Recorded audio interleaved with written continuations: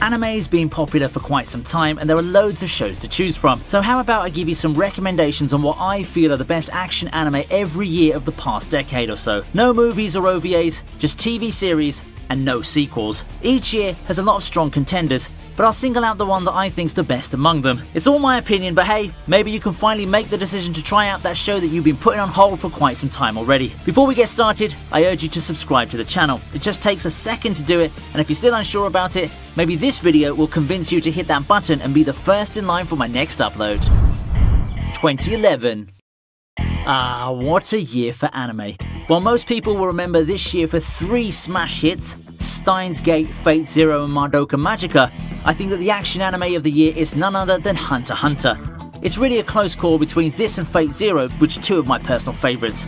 These shows really push the boundary of what we typically associate with action anime. People tend to associate Fate Zero with a dark and cynical outlook on things and its amazing animation and art, which still actually hold up now. The directing's superb and the voice actors really do an amazing job. Still, I narrowly give the edge to Hunter x Hunter for being more of a straight-up adventure series that I could recommend to anyone. Accessibility to the new anime fan looking for their first show is good, and I think Hunter x Hunter 2011 is one of the remakes that really improved on its original material. It's also a bright adventure that can smoothly shift to dark and serious tones with a lot of philosophical backdrops. Honourable mentions this year include Blue Exorcist and Dead Man Wonderland. I also enjoyed the polarising Guilty Crown and Future Diary a lot, and I'd say that those shows had their moments too. They're not popular shows without a reason. 2012. 2012 is officially where I think the isekai craze got its start when Reiki Kawahara became a household name. Axel World from early this year got a middling reception, but his Sword Art Online took the anime world by storm. Behind SAO and Axel World, there are a lot of action shows that I enjoyed here.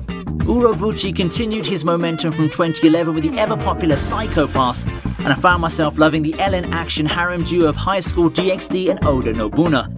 And lest we forget Magi, which I feel is one of the more underrated shonen for the quality of its world building and writing. But for 2012, I give the crown to JoJo.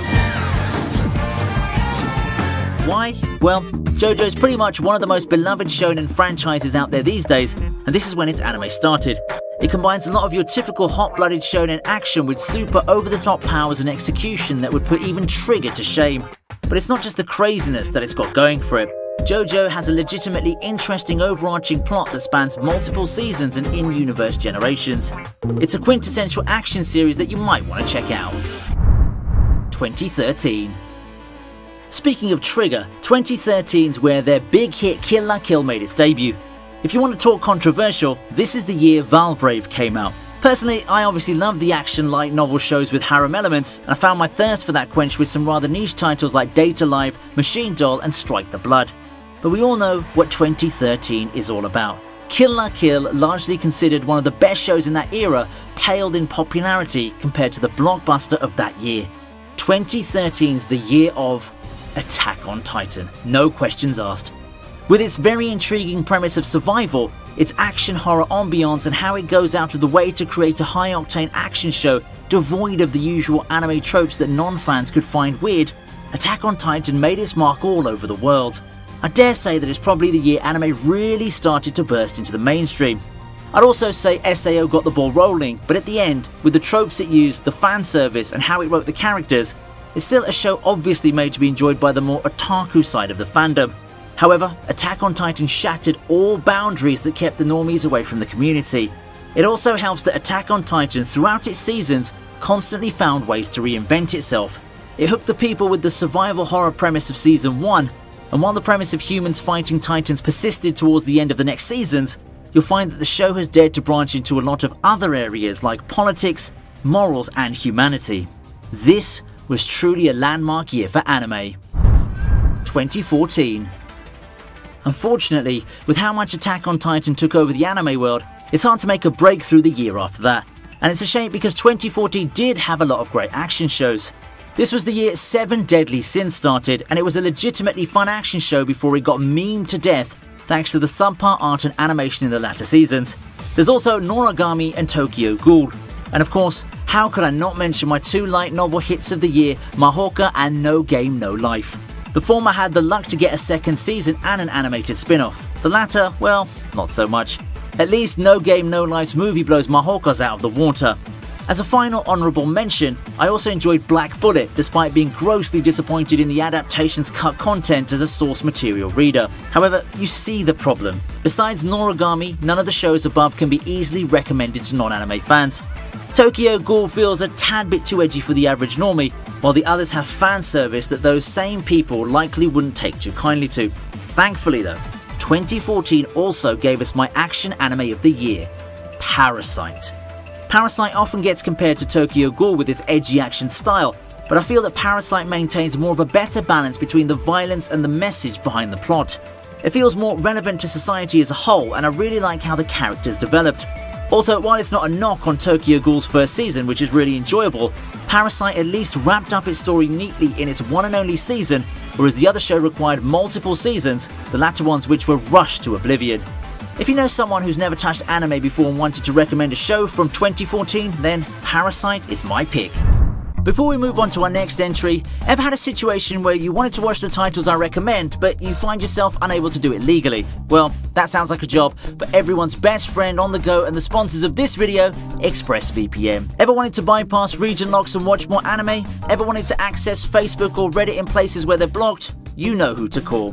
If you're still not convinced, then hear me out. As a person who enjoyed traveling back in the days, ExpressVPN became my best buddy. All I needed to do was connect to a server of my choosing and voila! Now movies like Your Name and Spirited Away are just a click away. You can try it yourself and it is as easy as it looks. The only thing separating you from watching the next episode of your favourite anime in a foreign country is the click of a button. In addition to bypassing region locks, ExpressVPN also provides outstanding protection from the dangers of the internet. ExpressVPN is here to act as your unbeatable shield against those cyber attacks. To get your super cheap ExpressVPN subscription, just follow the link in the description box or type in expressvpn.com/ViniTube to get started.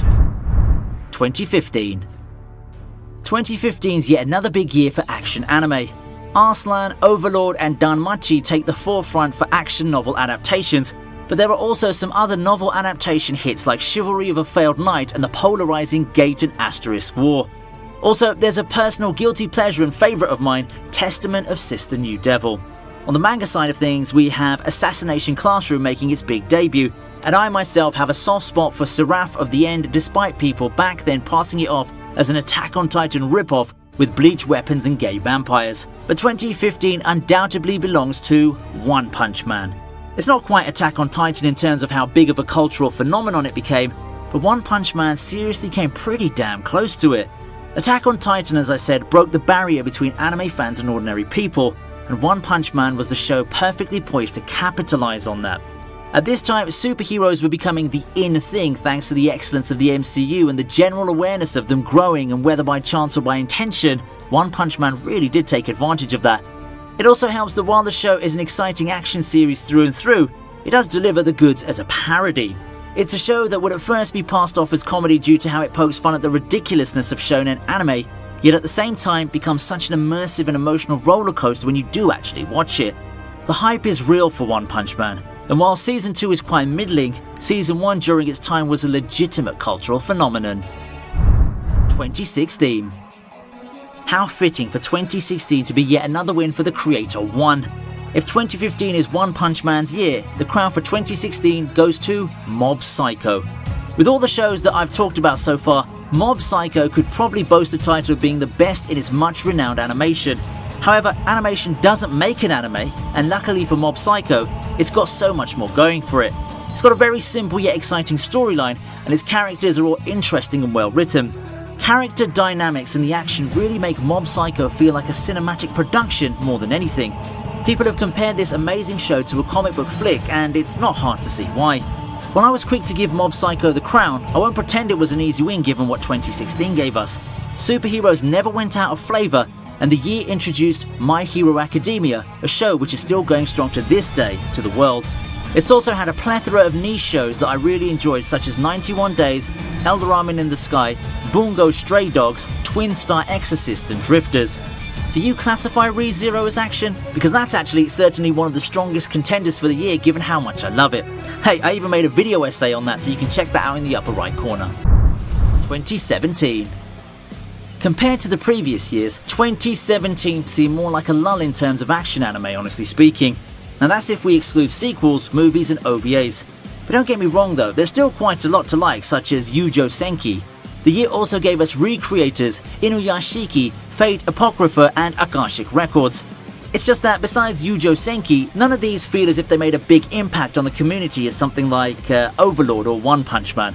And that's not to discredit the 2017 shows, but it just goes to show that if you take the sequels, which included Attack on Titan, out of the way, the year felt quiet as far as action shows go. That is relative, and it's more of a testament to what blockbusters the preceding year gave us. For my 2017 pick, I'll direct you to a hidden gem of an anime, pun intended, in Land of the Lustrous. The premise is simple enough. You're given a cast of humanoid gems who fight for survival against enemies who abduct them and turn them into jewelry. However, you see the story unfold through the lens of one who's not exactly a fighter. Through Foss's perspective, we're then given a show that heavily deals with tragedy, self-image and loss. It's more than an action show, and it's an anime that I can confidently introduce to a non-fan, at least compared to something like Yujo Senki. The 3D presentation might discourage some people from watching the show, but it is actually surprisingly well done. If I were to look at an action show as a whole in terms of value and not just popcorn entertainment, Land of the Lustrous easily takes the top spot this year. 2018. As we inch closer to the end of the decade, we start getting into the action shows that made a buzz in the community for good or bad reasons. Who could forget Goblin Slayer's controversy, or the weekly reactions darling in the Frankster of the community? This year also marked Golden Kamui's debut, and while its focus is more on exploration and adventure, it's got some good action and it's one of the shows that I just couldn't get enough of. Slime also started this year, and it's poised to be one of the big isekai hits in the coming years as far as anime adaptations go. If we're talking straight action that can see some mainstream appeal to non-fans, I think that few can top Megalobox for that year. Combining a lot of classic Western aesthetics with an epic boxing setting made for a wondrous addition to the library of action anime. People have called it an exciting anime that looked like a heavy sci-fi cross between Cowboy Bebop and Samurai Champloo, and it's easy to see why. It has its own unique style, from the presentation to the music, and has that nostalgic 90s feel that a lot of people have grown to love. But one of the main reasons I'd recommend this anime to someone is because how amazing the second season, which aired this year, was. Now don't get me wrong, the first season was good and all, but the second season for me is just on another tier, easily one of the best anime of 2021 so far. So in a different twist, Megalobox is actually something that I would recommend more to older fans, those who went through the 90s and had taken a break from anime. It should bring back memories of those good old days that they'll surely enjoy reliving. 2019. Right, so we all know what 2019's about. But first, let me talk about the honourable mentions.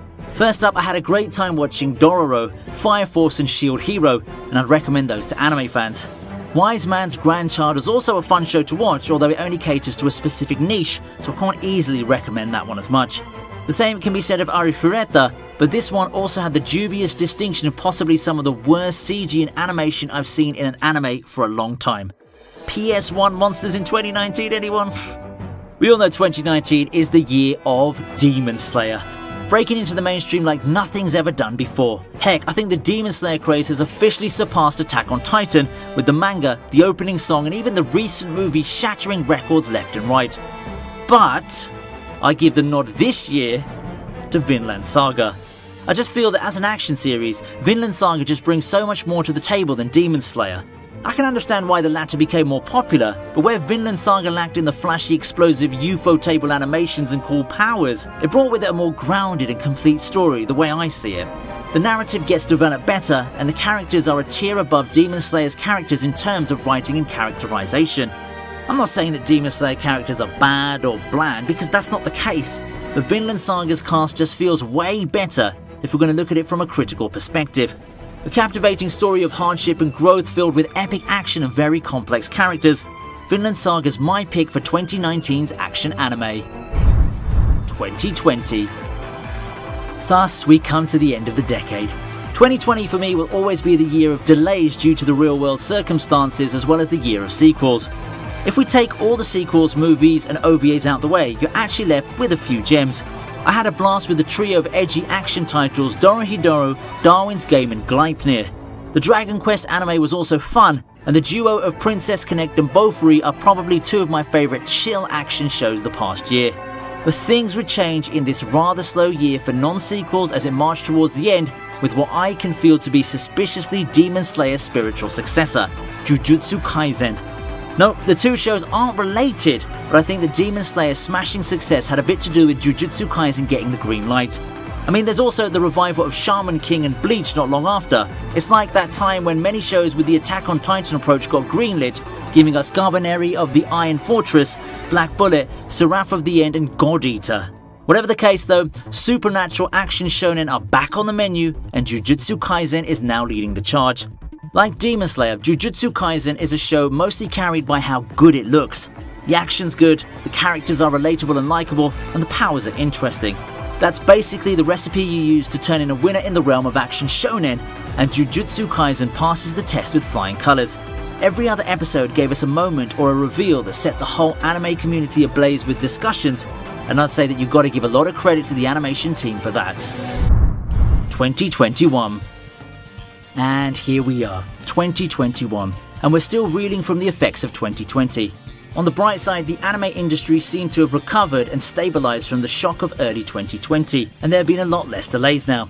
2021's still not over, so we can't know for sure whether this will hold, but as far as an action anime go, I'll give the title this year to Vivy Fluorite Eye's Song. I didn't know what to expect out of Vivy Fluorite Eye's Song at first, despite the fact that the guy behind ReZero was involved in it.